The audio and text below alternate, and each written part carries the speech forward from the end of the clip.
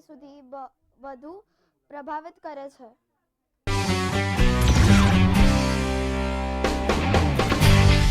આમ તો વડાપ્રધાન શ્રી નરેન્દ્રભાઈની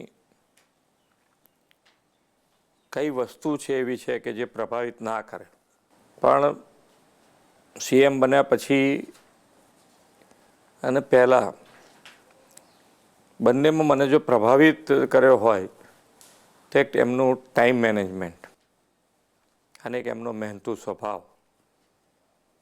આ બંને વસ્તુ